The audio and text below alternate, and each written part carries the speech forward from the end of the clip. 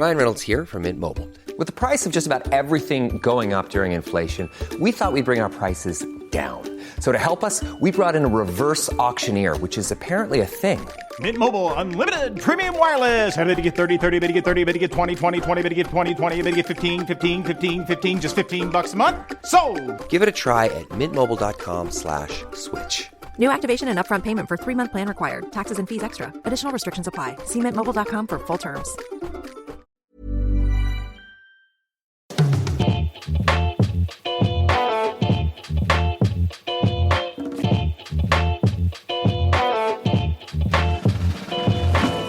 Hello and welcome to another episode of the Fantasy Writers Toolshed, a podcast dedicated to all things writing with a focus on the fantasy genre. My name is Richie Billing, and I've got a cracking and varied lineup in store for you today. We're kicking things off with a look at science in fantasy with author, neuroscientist and mushroom lover, Rachel Emma Shaw. So definitely one if you love a bit of world building. After that, we've got a bunch of interesting calls for submissions for you. And then we'll be looking at all things archery with our resident historian, Aidan Mattis. Then we've got a few community shout-outs for you then. Before we finish off with a look at Norse mythology with our folklorists Janina Arndt and Lucy Atkinson. Before we dive in, if you haven't already done so, it would mean an awful lot if you followed or subscribed to the show, if you gave it a quick review or shared it with anyone you think may be interested. It's very much a community-driven podcast, so any support you can give means the world. We also have a Patreon page now where you can pledge your allegiance and get some really cool things in the process. So you can get a copy of a Fantasy Writers Handbook, and you can get access to all my fantasy writing courses as well. If you ever have any questions, comments or cases for me, please email in at thefantasywriterstoolshed@gmail.com. And if you haven't already done so, join our community of writers. We have a Discord server and a Facebook group, and hundreds of writers congregate there. Only last week, someone had a short story published after someone else in the group had helped them with it. So connections, it's what it's all about. So to join, just click the link in the description, and we'll be chatting with us all before you know it. Lastly, if you like super helpful newsletters, check out the Writers Toolshed, not the Fantasy Writers Toolshed, but the Writers Toolshed, which is a bi-weekly newsletter for writers. It goes out on the 14th and 28th of each month. Usually it contains a link to listen to this podcast, so if you ever want to keep abreast with episodes, that's the way to do it. As well as a link to the podcast, it's packed with free and useful downloads, writing tips, news, calls for submissions, and you can also take advantage of my community shout-outs. So that goes out to about 4,000 people. So if you want some free promotion, join us and send me a quick email. Anyway, let's crack on and dive into a bit of science-based world building. Hello and welcome to a part of the show focused all on world building, and we'll be looking at all different aspects of building a fantasy world to help inspire you and to give you the tools to essentially conquer this beast of a job. And today we're going to cover a topic that I don't think gets the attention it deserves, and that is science in fantasy. Now, when we think of the fantasy genre, we don't instantly relate it to science. Probably we stray more towards magic, and it's a fantasy anyway. So if there's a flaw in our scientific knowledge, then we can just shrug and just say, well, it's a fantasy, so don't worry about it. But there are many elements of a fantasy world that do require some scientific thought. And I'm not a scientist whatsoever, but I know someone who is. And that is neuroscientist and fantasy author Rachel Emma Shaw. Rachel, how are you doing? I'm doing great. Thanks for having me on, Richie. Oh, thanks for joining me. I met Rachel a few weeks ago at FantasyCon, and she is the author of Last Memoria, which I believe was an SP FBO finalist in 2020. Is that right? Yeah, you got it. Oh, I always get that abbreviation wrong all the time. Well, at least you can say SPIFBO. We have this argument in the community whether it's SPFBO and SPIFBO, and the second one just makes me cringe. SPIFBO. Oh, don't say it. Don't say it. Yeah. So Rachel also has a brilliant YouTube channel called Science in Fantasy, and she'll be joining us for a few episodes to discuss the influence of science on the fantasy genre, particularly when it comes to world building. So we'll be looking at magic systems and evolution. But today we're going to have a look at the general influence that, or the role that science plays when it comes to building fantasy worlds and fantasy writing as a whole. Rachel, why don't you tell us a bit about it and the influence it has? I mean, where to start? Actually, I know exactly where to start. We'll start at the very beginnings of fantasy. That was times of folklore writing, and then, skip forward a few hundred years, you get on to more Tolkien's era, but Tolkien brought forward his, love of history into this genre that has very much been shaped by him. And I feel like we've always been playing catch up with the science ever since, because it's almost like there are lots of people who have a passion for science now who are starting to recognize that there is a space for science in fantasy. And so it's only been in more recent times that we're starting to see them bring their passion in whatever format it is, whether it's, archaeology or, biology like me. It's fantastic to see authors starting to think about how we can use science to change what the shape of the fantasy genre is. Yeah, it's amazing. Like you say, archaeology there, that's something that I explored with a recent story, man, just because I like watching Time Team. There you go. It's all about the passion. And I think that's exactly why we're seeing more science coming through, because science is becoming more mainstream in general. I think as the years progress, each generation is becoming more science literate. So we're just seeing a higher caliber of science being integrated into general society. And then that's just seeping into fantasy, which is amazing. Yeah, definitely. And I think what I love to see as well is there are a lot of scientific problems facing humanity at the moment, like climate crisis and things like that. So it's great to see that people are engaging with scientific things and writing about them and including them in the stories, because that's how they share the knowledge and the insights with other people, isn't it? Yeah, and I think we're seeing almost a science activism in not all. Like fantasy, it's a bit of a tough nut in that sense. We have some readers who are like, just stop. I go into fantasy to escape. I don't want your climate change messaging there, which is completely viable. If you are looking for escapism, you want that in your book. You do not want to be feeling guilty about air pollution. But then you have some others who are using fantasy as the tool it can be to explore all of these concepts in a way that is allowing us to hold a mirror up to our society, but delve deeper into an issue, because we're not accusing anyone. We're looking at the implications without it saying that, well, this country is at fault or this is the reason why this is happening. Instead, you're just saying, let's explore what the consequences of this will be and raise awareness about it in that way. And I think that's really damn cool. Yeah. Can I not swear? Yeah. No, that's fine. There's been a lot worse on this podcast. But yeah, like I say, it's like science fiction exploring like ways of saving humanity, or sort of exploring theories of populating other planets and stuff like that. It's like science. That's why I like fantasy, because there's sort of like a philosophical element to it that you can sort of really dig deep into, like the human nature, really. But like the scientific side of things as well is one that doesn't get credit it deserves, but also the use it deserves as well, because like you say, there are a lot of pertinent issues science-wise in our lives at the moment, and we can really explore them more in fiction, can't we? And especially in fantasy, where anything's possible. It's funny you should bring up science fiction, because we've seen science used obviously in science fiction a lot in the past, and it's almost as if people thought, if you're going to use science in your fiction works like that, it has to be in science fiction, and no, leave fantasy for the dragons and the wizards. And this is why, in sci-fi, we've seen authors like Ursula Le Guin. She wasn't an anthropologist herself, but her parents were.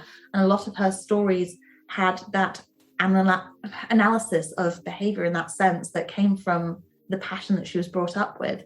And that was almost commonplace in sci-fi for so long. And yet we just haven't seen similar in fantasy until in more recent years, I think. Why do you think it's important for writers to consider sciences like biology and physics and things like that when they're writing and designing the sort of these worlds? So many reasons. I'm going to stick with Okay, there's reasons like why it's good for, in general, the fantasy genre and for readers out there. But let's cut to the heart of this and say why it is good for you as the author to do this. And that's because it's a fantastic tool for making your world seem more unique.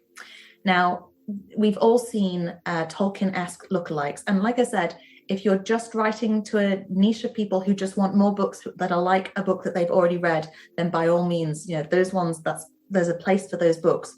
But if you're the kind of author who wants to create something that is different, that has a different feel to it, that you can stamp your badge on and say, this was mine, then using science is a fantastic way to do that, because there's so many avenues of science that have been unexplored over the years. So yeah, that's the selfish reason why you should do it. No, I totally agree, because it's becoming harder and harder, isn't it, to find unique and original angles. The science sort of strand hasn't really been explored enough, so there's loads you can do, really, isn't there?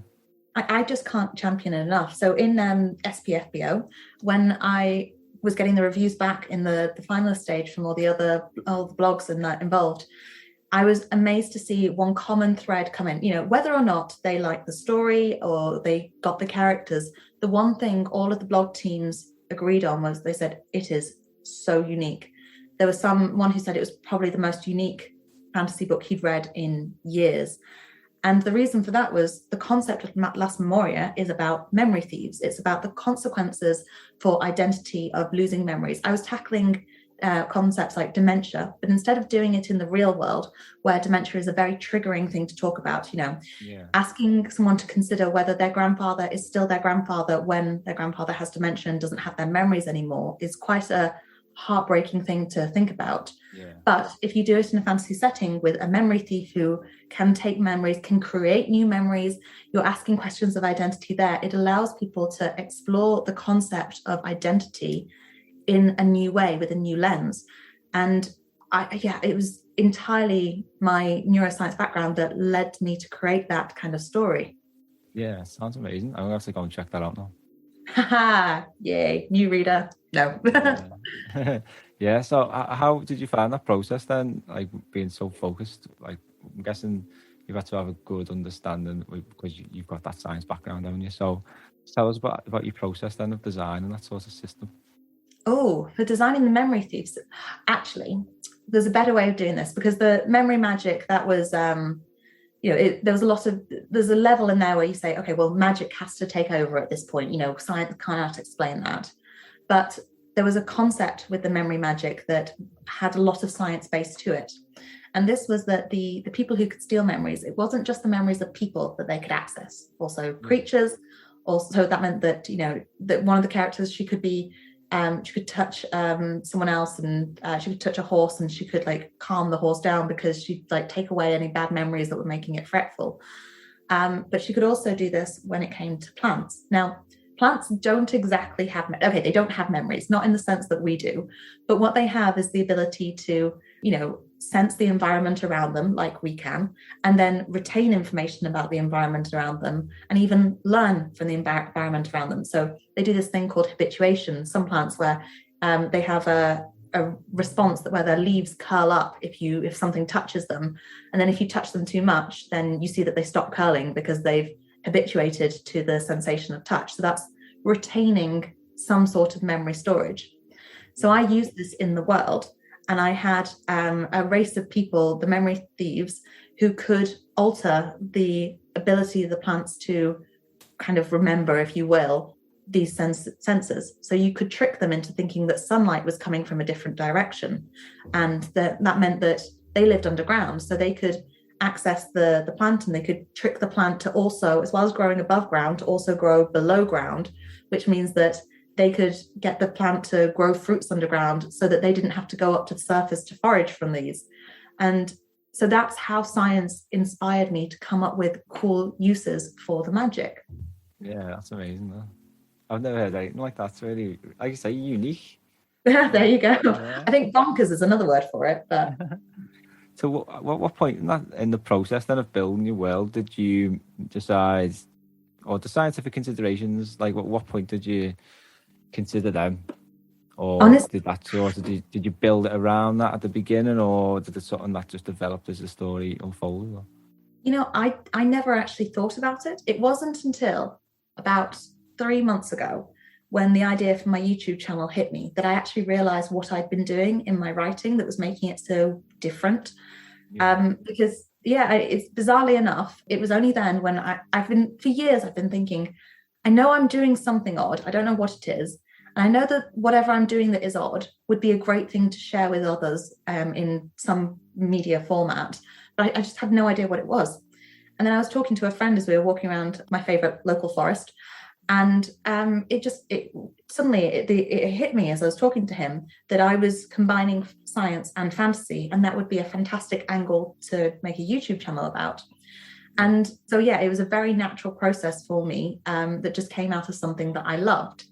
But that doesn't mean that if you're a non-scientist that you can't do it also, because it's your passion. You're just putting what you're passionate about into your story. So, whether you're interested in geology like N.K. Jemisin, or you're interested in, I don't know, the evolution of creatures, you're obsessed with insects, or in my case, I have this weird fascination with fungi, and the next book has a huge fungal element to the story where I've got thousands of different species. So it's just about putting your passion into the story and not being afraid to let that make your worlds crazy. Yeah, that sounds great. I like the fungi idea, because I really like the idea of fluorescent fungi. Yes. So the fluorescent fungi are cool. They are incredible. There's Saqqara, the book's called Saqqara Nights, and in Saqqara the world is in total darkness because it's situated in a canyon next to a volcano, and there's an updraft from the canyon that means the ash that spews out of the volcano just is kind of like a thick cloud above the city, so the sunlight never gets through. The ash sometimes falls when it rains, which means that the city is covered in ash a lot, and that's a fantastic environment for these fungi to thrive in the darkness and on the ashy soil, which is just filled with nutrients. And so because it's darkness, there are no trees that grow. So because there's no trees, light is difficult down there, and they cultivate these fluorescent fungi that basically shed this blue glow across the streets, which makes it it feels eerie, and it feels so distinct because that one little thing. That's really cool. Yeah, 'cause I remember the ash clouds, but only from like Mistborn, where the mist will come out at night. But that wasn't really ash, was it? I can't remember if it was anything to do with a volcano. No, wasn't that? I'm not confused. Oh God, that's so long ago since I read that. I know. Oh, more time for reading. So when you're considering world building, then how many elements do you think relate to science? Like we met, and we sort of for the damage panel in Fantasy Con, and we were talking about science there, because in terms of if someone gets wounded, what sort of medical equipment or medical knowledge is available to help that person recover. So that's to do with science as well, and so it affects loads of different strands of the world building process. Are there any sort of key ones that you think that writers should be mindful of? Yeah, I mean, most authors probably have seen this, but there's advice from Brandon Sanderson, which is about these are all these different ways that you can world build for your story. Don't do all, because that's too many. It makes the world a little dense. And don't do too few, because then people think you've not done enough world building. But a lot of those concepts that he has, they avoid the science side. And I know why. It's because he's pulled those together off years of experience reading the fantasy genre, which was all in the style, not all, but like a lot of it was built on the style of Tolkien. So it was following that same pattern. So there are some fantastic sciencey angles that you can implement in that sense. An understanding of the evolution of your species is a fantastic one to do that. How did your species get to where it is? Can you map back other species that are similar, that maybe evolved in other niches in nearby parts of the world? Other things you can do, thinking about the other fantasy races that live nearby and how they behave. Do they hibernate? Do they, what do they eat? What do they consume? What are their behavioral patterns? You don't have to do it for too many. I'm not suggesting that there are millions of different species in our world. I'm not saying you should create millions of species for your fantasy world. That would get a little insane. but think about different niches. So, we have horses, and all too often in fantasy, we use horses because they are a simple solution, but actually could something else have evolved? Perhaps a flight means rather than a horse means land traveling. Other things, I love healing as a subject when it comes to fantasy. I think understanding, I did a video on YouTube on childbirth and fantasy and magic, and about how it boggles my mind how few fantasy books actually have a magic system that would help childbirth. And I did a Reddit post about it, and loads of people commented on the Reddit post, but they all did about like maybe pregnancy and stuff, but no one, in fact, very few managed to find a book that had a magic system where the magic was being used to make childbirth easier. Now, when you consider that childbirth was such a problem for so many, so long, and not just the women, the husband was like losing their wife, it's a horrendous thing. The children were dying, the mothers were dying. It was just traumatic. And yet we have people with these fantastic magics, and no one would have thought at some point, how can I apply this to one of the biggest problems that we have here?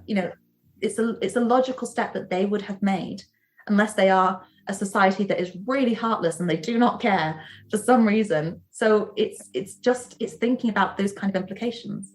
It's amazing. We could go on for ages, couldn't we, chatting about all the different strands, but we will in the next few episodes focus on some of the other bigger ones, and next time around we're going to look at magic systems and science, because for me it seems like a bit of a contradiction of them two things, or at least there's a conflict between them. Rachel's got some brilliant points we're going to discuss in the next episode. So Rachel, thanks very much for joining us today. How can we find out more about you and your writing? I guess the YouTube would probably be the best place to start. It's just called Science and Fantasy. Search my name, Rachel Emma Shaw. That's my author name. So also my actual name. I don't know why I said it like it wasn't the same. I couldn't do a pen name. I just couldn't lie about it. I forget. So yeah, if you want to find me, I've got my books, Last Memoria, Scars of Cerebra, and Sakara Night. Thanks very much again, and thanks for listening. Thanks for having me. A big thank you to Rachel for sharing her scientific wisdom there. Rachel will be joining me again in upcoming episodes for more science-based world-building chats. But now it's time for some calls for submissions, and we've got a few interesting ones this episode. Black Hair Press is currently looking for dark speculative short fiction or weird horror. Head to blackhairpress.com to find out more about that one. Synthetic Reality Magazine is looking for science fiction, fantasy, slipstream horror, sword and sorcery and surreal fiction stories up to 5,000 words. Just head over to syntheticrealitymagazine.com. You can find the submission guidelines on there as well. DMR Books has recently reopened for submissions for a themed anthology, which is tentatively entitled Samhain Sorceries. The concept for this book will be sword and sorcery, where Samhain/Halloween is a big part of the plot. They're looking for stories between 4,000 and 8,000 words there. Stelliform Press is looking for novels with a focus on climate issues, which I really like the sound of. I think that's very important now. Novellas, novels, short story collections, what they're looking for, and they do pay advances and royalties. So just head over to stelliform.press to find out more there. And new publisher Muddy Paw Press is looking for short stories up to 5,000 words, as well as novels. Just head over to muddypawpress.org and find their submission guidelines. Good luck if you do submit. If you find success, please drop me an email to let me know so that we can celebrate. And we're going to dive right into our next part now.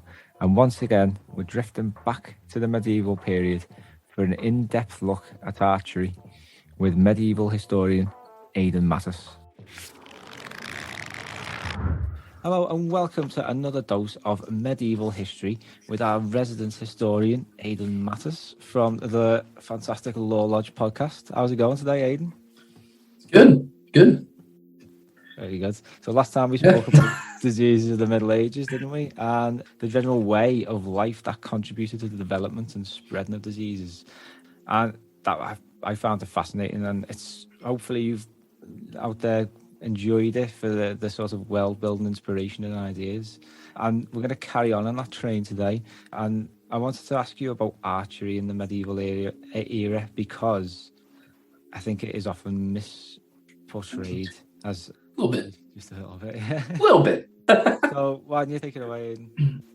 Yeah, sure. So, I mean, archery obviously, as a method of warfare, dates back, a couple thousand years. You get biblical accounts of archery. You get Mycenaean, Greek, and Egyptian accounts of archers being involved in battles. But the Middle Ages is, I'd say, the period that is most commonly associated with archery.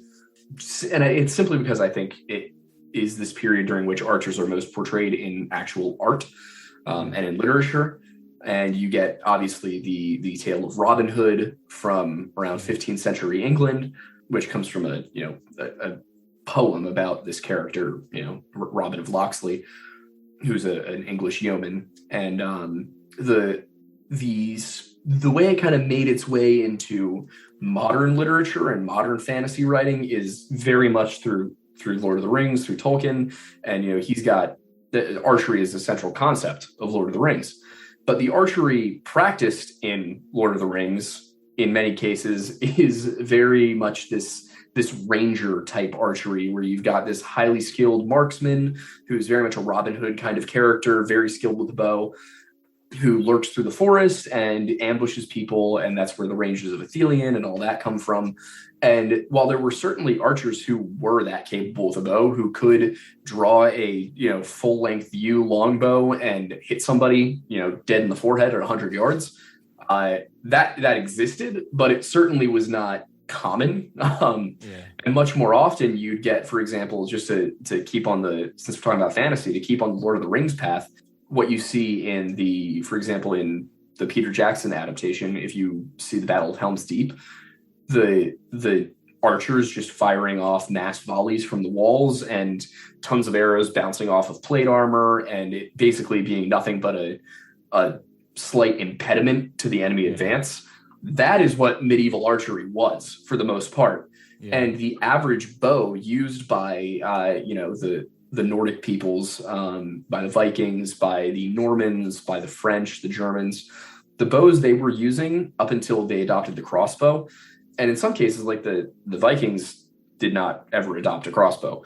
It just wasn't a practical weapon because the Viking method of warfare was based around these very fast, amphibious invasions, and taking the enemy by surprise. Vikings didn't like to lay siege, and they fought in shield wall formations for the most part. And that's why the Viking Age kind of dies out after 1066, is because the mounted knight took precedence, and that's just not how the Vikings fought. You couldn't take a horse on a longboat; it just wasn't going to work for you. But so most of the bows used throughout European history were, 30 to 60 pound draw weight, would definitely be enough they were mostly just basically hunting bows. Yeah. And they would be enough to take down a completely unarmored deer, but by no means were you going to be, penetrating chainmail and plate mail with that. You could even possibly not penetrate, at enough distance. Yeah. If you were at even the slightest angle, it would bounce off of leather, and just leave a little scratch mark. Even swords could be stopped by a gambazon, which was just 5-6 layers of linen, stacked on top of each other, or wool.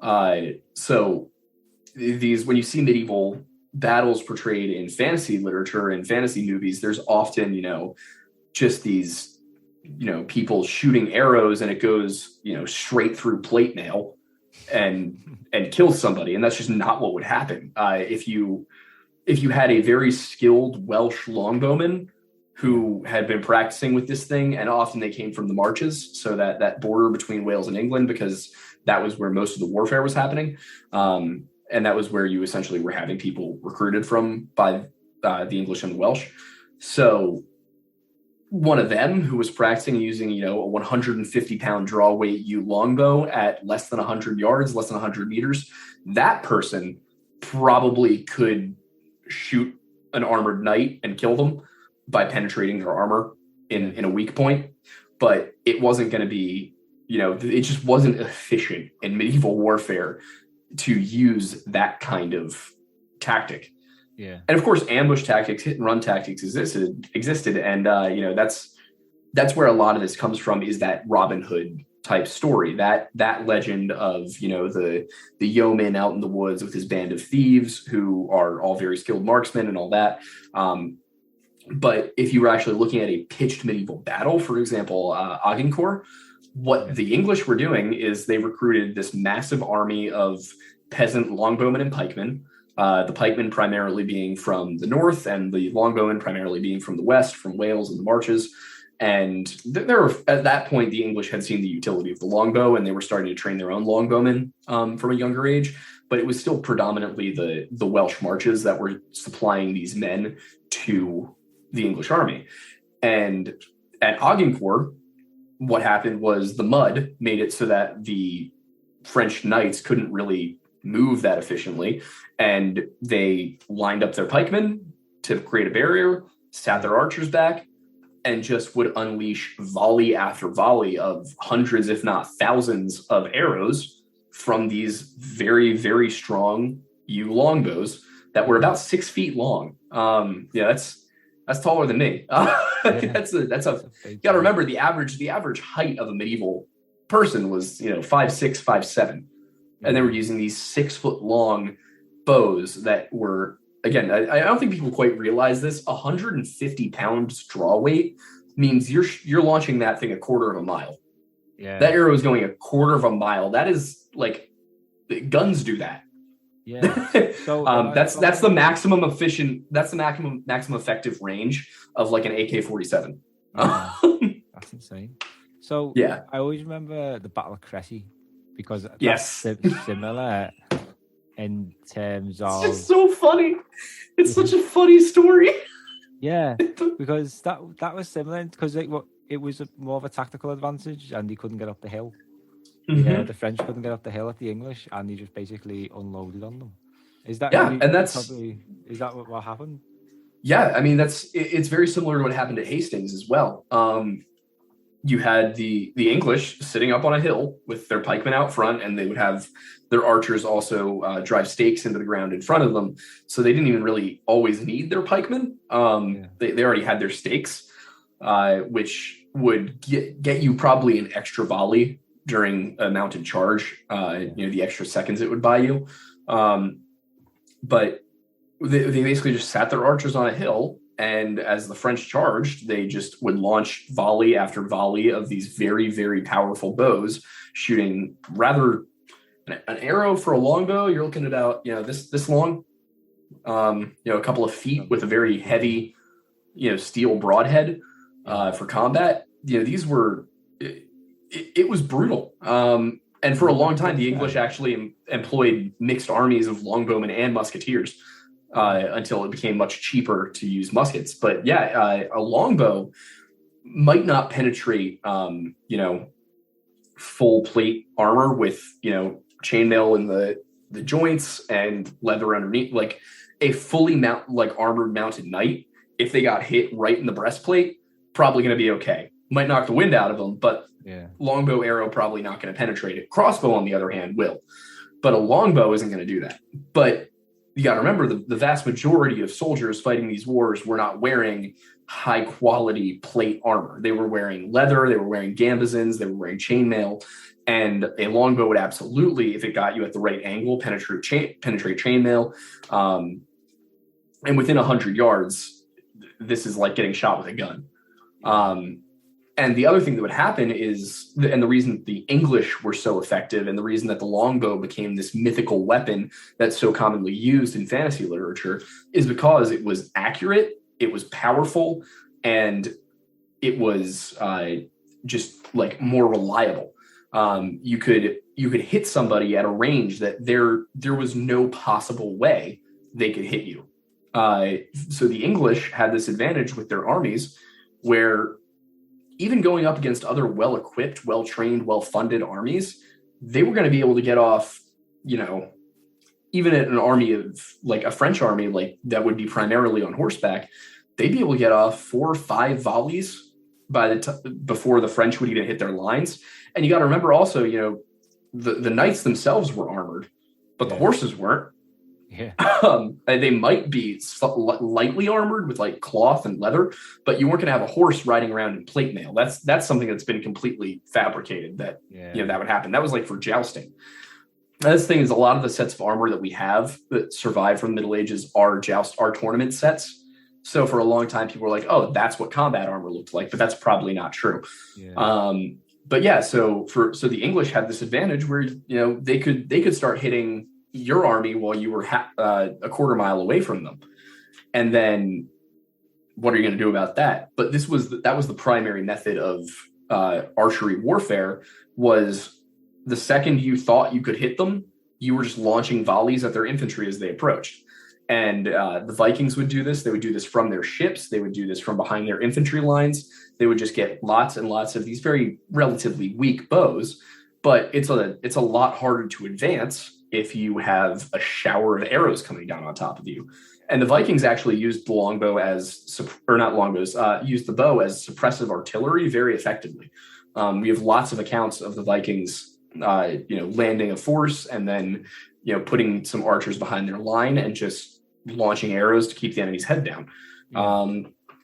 Whereas the French and the Germans took a bit more of they used the crossbow very extensively.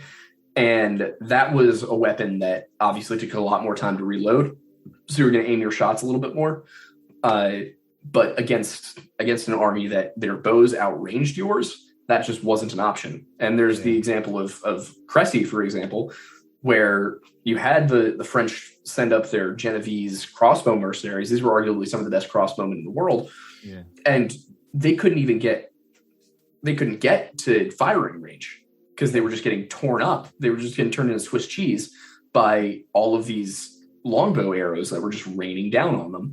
And even when they would turn around to they had those big pavis shields on their back. Yeah. Even when they would turn around to reload and have that shield that was supposed to protect them from arrow fire, the longbows would penetrate those shields. So it was just this crazy powerful weapon that only really faded out of popularity because it was much cheaper and it took a lot less time. And that was really what it was the time that it took to train a longbowman. It took 15, 20 years to get somebody to the point where they were going to be effective in battle as a longbowman. You could train somebody to use a musket and fire in a volley in 2 weeks. So that's why musket warfare took over for as long as it did. And that's why, as time has gone on, we've seen the evolution of, we use snipers a lot in modern combat, but obviously not everyone we employ in the field today can be a sniper because it takes years to train to that level of skill with a rifle. And with a longbow, it was the same thing. It took a lifetime of learning. And that's why, that's one of the reasons why in Tolkien's work, in even like John Flanagan, The Ranger's Apprentice, even in that work, you're looking at very small numbers of people who have this very high skill level with a bow. Yeah. And it's very cool what they've done with fantasy literature and with fantasy film and media, where you have these examples of all of these, super talented archers having, their ambuscades set up and all that. But that was not the majority way that this was fought. That was the very rare exception to the rule of using it as the same as basically suppressive machine gun fire is used today. Yeah, it's fascinating. One thing I wanted to ask you about as well, I did a bit of archery a couple of years ago now with a guy who used to shoot for Great Britain in the young sort of Olympic team. And he taught me so much about it. So like the armor that you wear and things like that. One thing that's stuck in my mind is the quiver and the position of the quiver. Because everybody has in fantasy the quiver on the shoulder. Mm-hmm. Or if it's on the sort of hip, you've got them pointing the wrong way. So you've got them putting back behind you. So when you come to get an arrow, you've got no arrows left in your quiver because you gotta it's totally messed up. It's likely that quivers obviously were a real thing. They were used, but they were probably used more in hunting. So, and because going to be very hard to run with a quiver because your arrows are going to be whether it's on your back or on your hip. When you would get into combat, you would literally you would have either basically a box that you would set on the ground that you would throw all your arrows in, or more commonly, you would just take your 24 arrows you brought with you and just shove them point first into the ground so that you could just grab them really quick and knock them straight to your bow. It's really cool when you see Robin Hood, lean back and whoever's playing him at the time and just like knock an arrow and, 500 yards into the eye of some, armored knight through his like slit in his visor. But that just wasn't what happened. Quivers definitely existed, definitely used, but probably not in combat, especially in the set piece fighting of the high and late Middle Ages. Now, if you're looking at like the Viking Age, that's where you would see a quiver used more in the way it's portrayed in fantasy literature and media is, this mobile kind of thing. But it certainly wouldn't be facing, back away from you, because then you're just going to lose your arrows. They were also used for horseback very commonly if you were shooting from horseback. But even then, a lot of the times you would have your quivers mounted up on the shoulders of the horse or on its flanks next to you, just straight up to prevent any of the arrows from falling out. But yeah, it's the whole idea of the way quivers are portrayed and used in film and media. It looks really cool, and it creates a very like cool picture in our heads when we read it, but it's not even remotely accurate to how the battles were fought. Yeah, it's all about speed, isn't it, in the battle? Yeah, so exactly. You don't want to be wrestling with your quiver and then it's slinking down your back and you can't quite reach. You gotta be like, oi Jimmy, can you fix my? No, you want to be able to just reach down, grab the arrow, knock it, pull, aim, fire. And there are, for example, in the Battle for Scandia, which is I think the 4th book of the Ranger's Apprentice series, which is one of my favorite fantasy series of all time. It's written for younger people, and I read it when I was a kid, but they still hold up, honestly, going back and reading them. They just have much simpler themes. So, but there's a very vivid scene in that where Will, who's a ranger's apprentice, he's this younger version. Essentially, if you think of the Dunedain Rangers from Lord of the Rings, that's basically what John Flanagan was doing, but with this kind of different, more politicized system where they're kind of like a sheriff almost.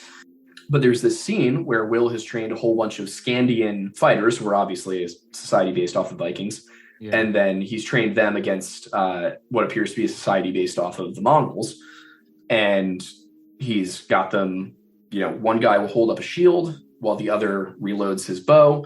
And it's just very simple. They've got the arrows out in front of them in a box. They grab the arrow, they knock it, they aim at a certain angle, fire, shield goes back up, they repeat. And that's, obviously without the shields, but that's what it would look like in a medieval battle. So at Cressy, at Agincourt, that's probably what happened, was they had these lines of longbowmen sitting there, would go off with a volley within 10 seconds, 15 seconds. They're ready to go. They shoot again. And when you think about how long it takes to cross, 400 yards on foot, or at Cressy, that would have been on horseback, but up a hill. So 400 yards on horseback, up a hill, it's gonna take you 20, 30 seconds. Yeah. And then you got to convince the horse to charge through pikes and stakes. So you're getting 3-4 volleys off probably. And then at Poitiers, where the French king decided that the horses were traitors and had his knights charge a mile in 96-degree heat in full armor, try to run 400 yards in full medieval plate armor, and you've got people shooting at you. Like, it's just not going to work out for you.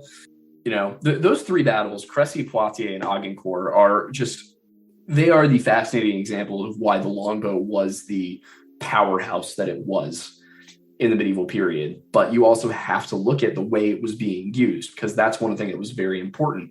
And for example, to use an example of the English getting beaten by the longbow, trying to remember the specific location of the battle. It was during the Glendower Rising, and it was Owain Glendower versus Edmund Mortimer.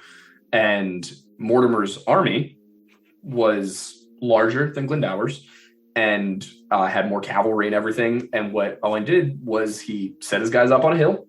And it's going to come to me the second we get off of this. I'm going to remember the name of the battle. I think it was in 1402.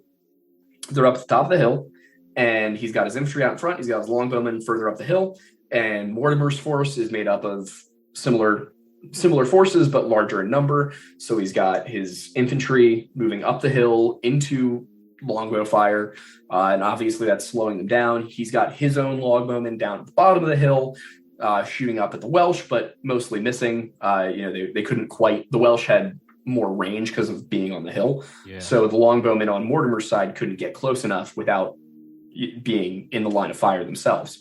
So as Mortimer's footmen inched their way up the hill, Owain had taken the opportunity before the battle to send some of his own men into the English ranks as longbowmen to convince the Welsh soldiers fighting for the English army to turn against the English during the battle. And then Mortimer's footmen, while they were on the hill, ended up getting shot at from both sides. And then Owain's cavalry came in from the sides where they had been hiding off in a gully to finish the job.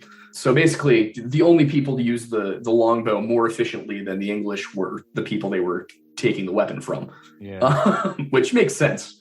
But it also, a lot of people have posed the question, why did the English have so much success when they colonized the Americas? Given the guerrilla tactics used by the Native Americans, how did they manage to beat that when so many other European nations failed? Why, the French had to ally with the Native Americans. The British conquered. And to a large extent, you could probably wager that it's that they had this long breadth of experience of, stories of fighting the Welsh in these forests and on these mountainsides where the Welsh were just popping out from behind rocks and shooting at them with longbows. So the English were used to it, and they used it greatly to their advantage in their colonization efforts. Yeah, it's amazing. Aidan, that's been fascinating talking again, and you've dispelled a lot of the myths, I think, that haunts fantasy. It's got a lot of myths, and I've always found it weird because the truth is just as cool. Yeah. So I hope you've learned something new there, chaps, because I have, again, learned something new as well. Aidan, it's been a pleasure having you back on. Thank you. Where can we find you? You can find me on YouTube and Instagram at The Lore Lodge, and on pretty much everything else at The Aidan Mattis. Fantastic. And we'll be back next week with a look at medieval life, which again is something that is often misrepresented in fantasy. Until next time, see you later. Thank you again to Aidan for debunking the many myths surrounding archery. I hope you found that useful. I know I certainly did. Aidan will be back next episode with a look at day-to-day life in the medieval period, which is something that I think often gets overlooked in the world building research process. So I'm hoping that you're going to find that very useful. Now it's time for our community shout-outs, and there are quite a few this time round. You've all been very, very busy, and I just want to say a massive congratulations to everybody. There's been some fantastic news coming into me this week, and it's been really nice to hear everyone doing so well. First of all, congratulations to Paul Levinson, who's had his short story Communication accepted for an upcoming anthology. Joan Ramirez has recently published a short story called Dignity in the 2021 MWSA anthology entitled Untold Stories, and this is a tribute to Vietnam War veterans. You can get the anthology on Amazon.com. Marie Law has a new rom-com out called Love and Pollination, which is available on Amazon. And it's also going on a blog tour from the 22nd of November, so keep an eye out for that. John Tarrow has a new book out called Letters from the Labyrinth, which is the fantasy sequel in letters to the novel The Stranger's Guide to Talistan, which came out not long ago. John has an amazing house which he's built himself. Some very awesome fantasy elements to it, so check that out at www.tarrow.co.uk. That's Tarrow. Kaylena Radcliffe. She has 2 books in publishing pipeline. Congratulations on that. And she's currently writing the next one during NaNoWriMo. But those aren't quite ready for a promo. So instead, she's included an article for me to share with you. It's called Chicken Soup for the Self-Motivated Soul. And it's all about self-care. I've had a check out of it and it's amazing. Josie Jones has a brand new SFF farce called Blazing Coffins. And this is the first in a series called The Monster Twins. And apparently this is the first plug to the world of the book. So congratulations, Josie, and please go and check that book out on Amazon. Alex Greenwood, who's been on this podcast in the past, a very nice guy, is about to release book 8 in the beloved John Pilati mysteries. Well, I always call it Pilati. I called it Pilati deliberately there, but I know it's actually Pilot. But me and Alex had a bit of a laugh about that. So yeah, book 8 in the John Pilot mysteries. Pilot's Faith is the name of the book. And there's currently a giveaway on Goodreads, and you can also order on Amazon. A big congratulations to Lucy McLaren on the impending release of her YA fantasy, A Child's Awakening.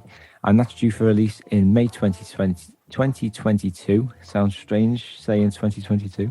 Bit of a tongue twister as well, so I'm not looking forward to that in a few months. But pre-orders have recently gone live. You can head to Amazon, Barnes & Noble and all the rest to get your copy.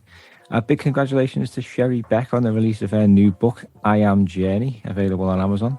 And congratulations to John Roseman on the release of his novel, Dreamfarer, which is the first in a series. Check it out on Amazon. It does sound very intriguing indeed, that one.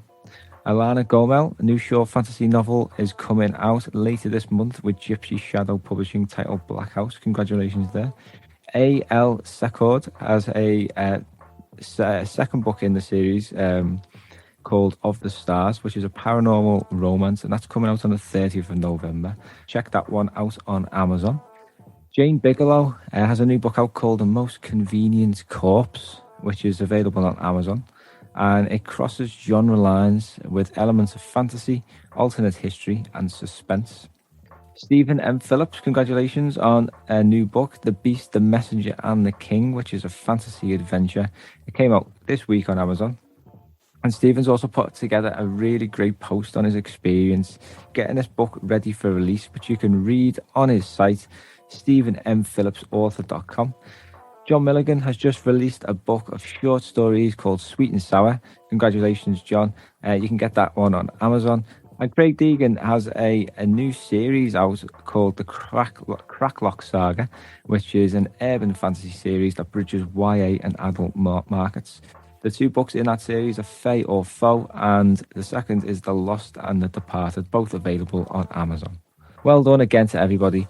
If you've got any writing news out there you want to share, please drop me an email at thefantasywriterstoolshed@gmail.com, and I will, of course, give it a plug on this podcast and also on my newsletter, The Writers Toolshed.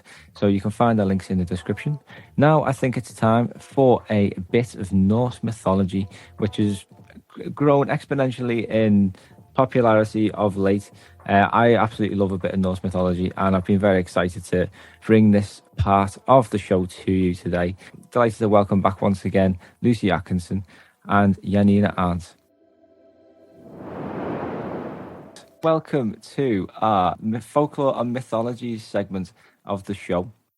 And I'm delighted to be joined again by Janina Arndt and Lucy Atkinson from the Fae Fellows podcast.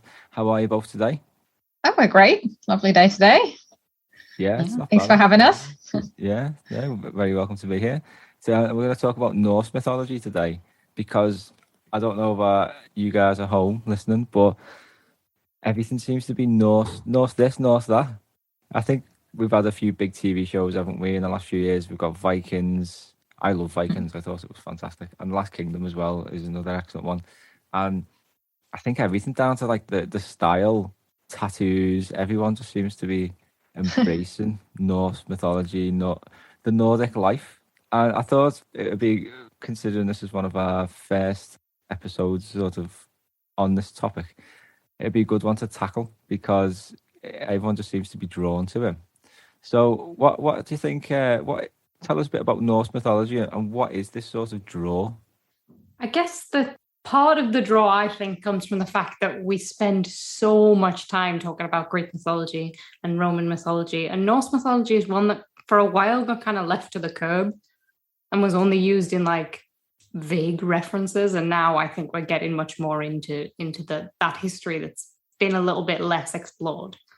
I think that's part of it. Yeah, you're not taught it at school so much. So most people discover that for themselves, and that's why they probably just enjoy it more, because they conquer that for themselves, and then it's suddenly a thing they're interested in. Like, people read the Marvel comics, people watch the films, and then they go, oh, where's that from? I don't think I've heard of this. And that's sort of what draws people into it. Yeah.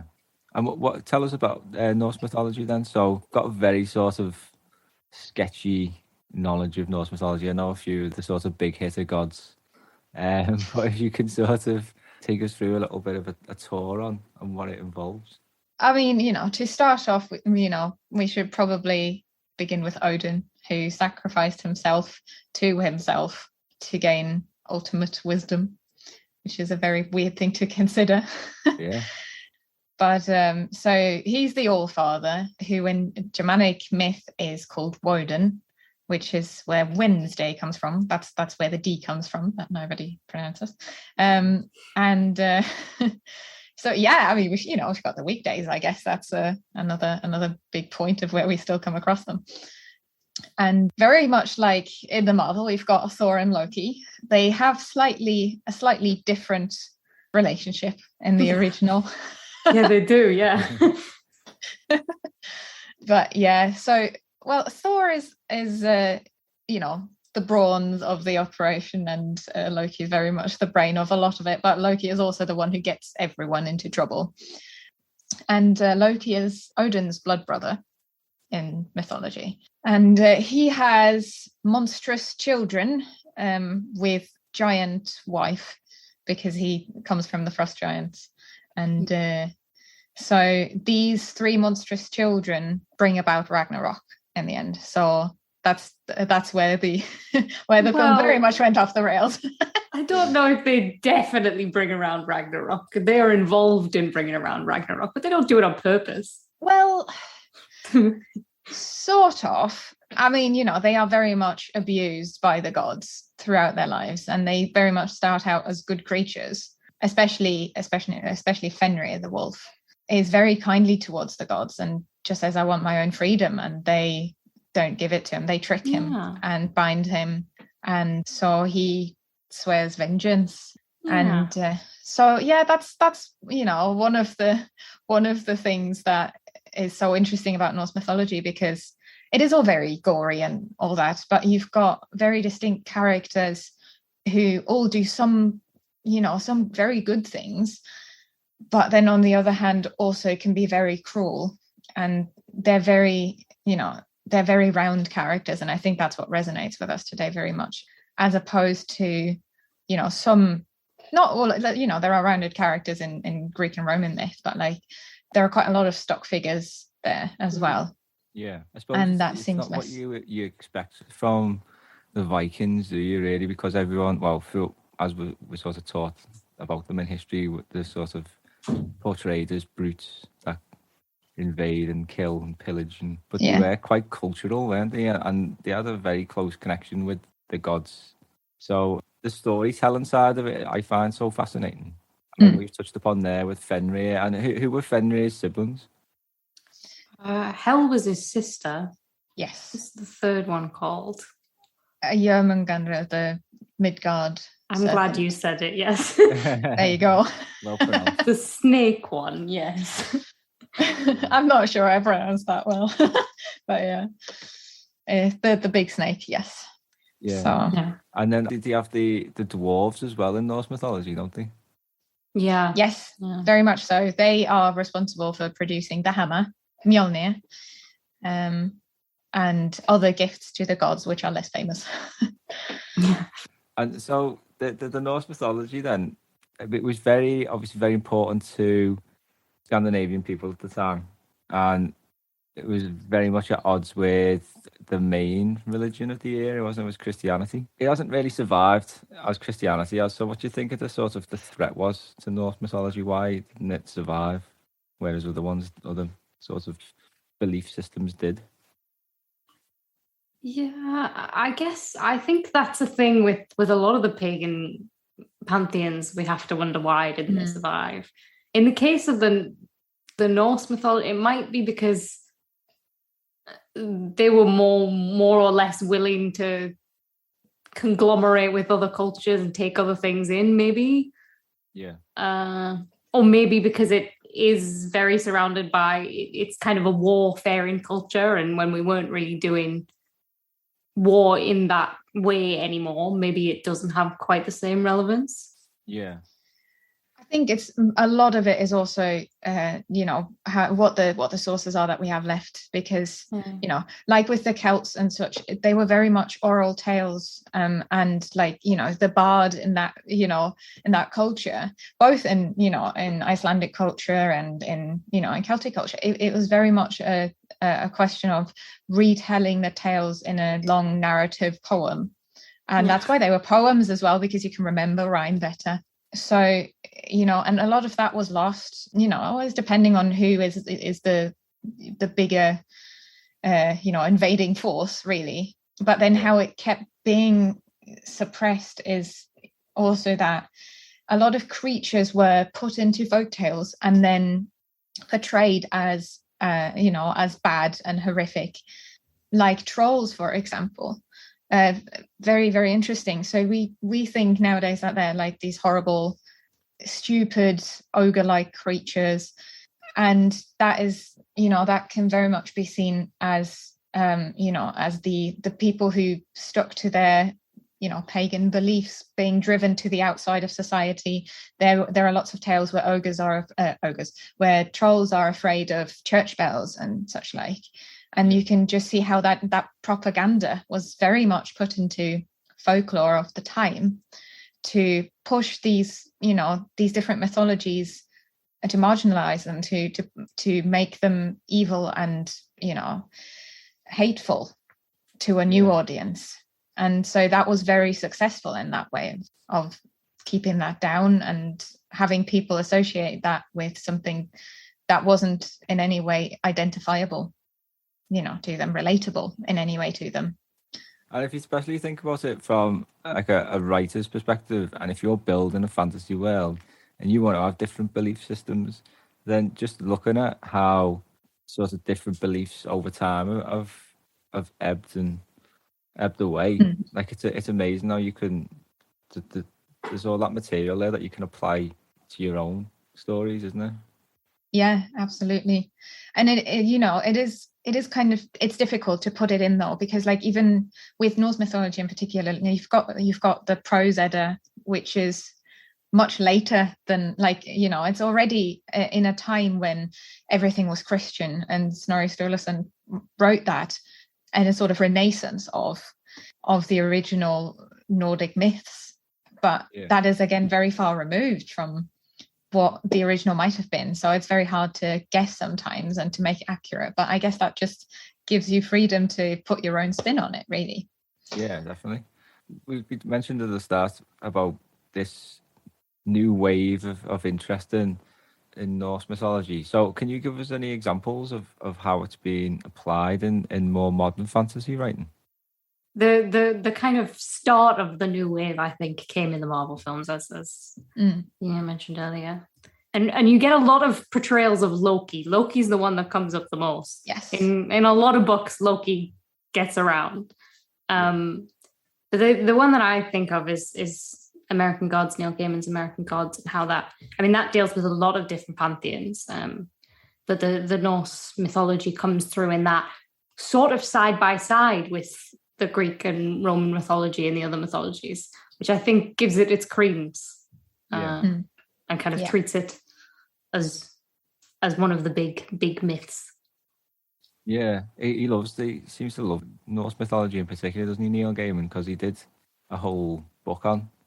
He did the whole retelling, which he starts by saying, "I got into this through the Marvel comics."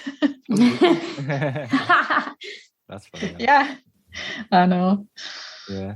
And what about if we move away from the sort of the more mainstream ones? Do you know of any good fantasy novels that have sort of Norse-inspired mythologies?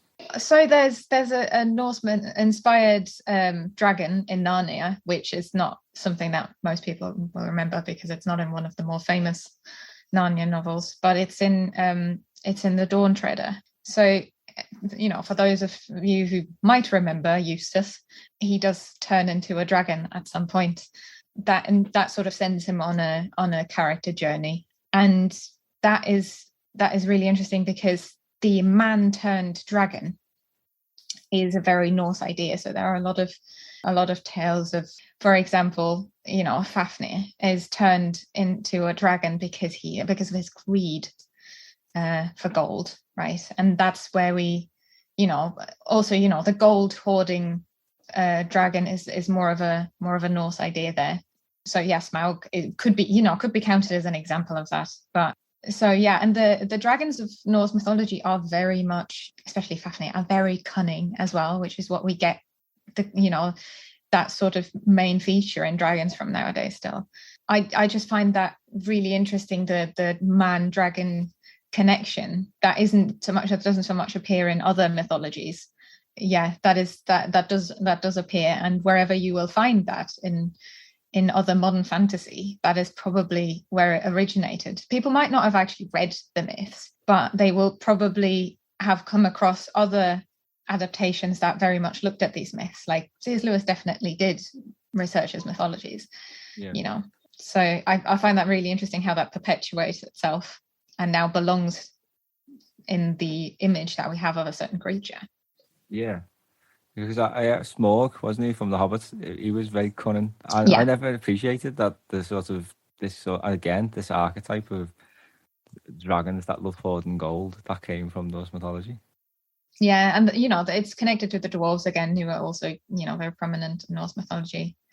Tolkien stealing from the past. It's not really stealing, is it? It's just adapting, but it just goes to show what you can really do by looking at sort of these mythos and thinking of ways you to apply them to your own stories. It's amazing.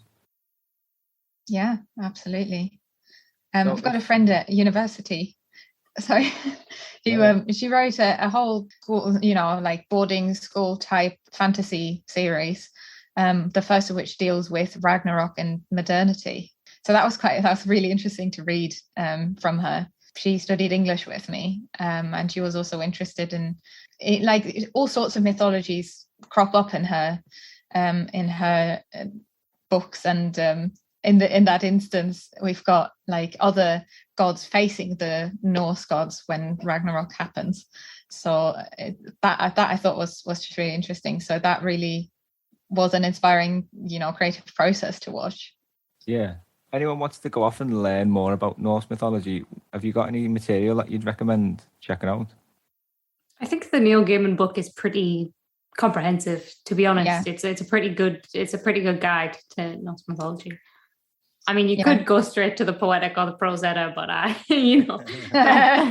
that's a bit of a more difficult route through it.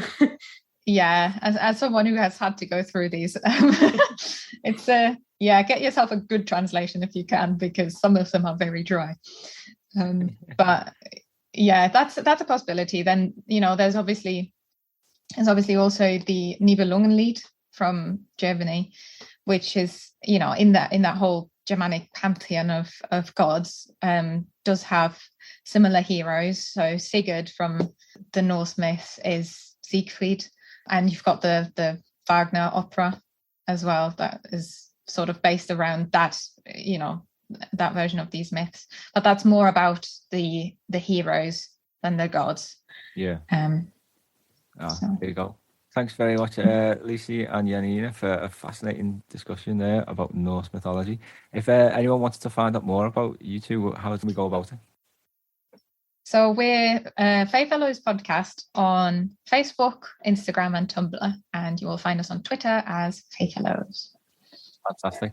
And Janina and Lucy will be back next time for a discussion about more of the folklore that populates the world from all different corners of the earth. There's some really fascinating stories to discuss. So please stick around for next episode. Thank you very much again, Janina and Lucy. Thank you so much to Lucy and Janina for a fascinating chat about Norse mythology. And thank you to you two for listening today. I hope you found it useful and maybe you learned something new. If you've got any questions or comments, please don't hesitate to email at thefantasywriterstoolshed@gmail.com or join our writing community. The link is in the description. And it would mean an awful lot if you subscribed, followed, shared, or even just left a quick review of this podcast. And if you'd like to get some cool things like my book on writing fantasy, a fantasy writer's handbook, and access to all my fantasy writing courses, check out our Patreon page. Again, the link for that is in the description. We're back on the 28th of November with a look at day-to-day life in the medieval period, and a look at magic and science, and a thorn in the foot of every writer, getting book reviews. So until then, thanks for listening and happy scribbling.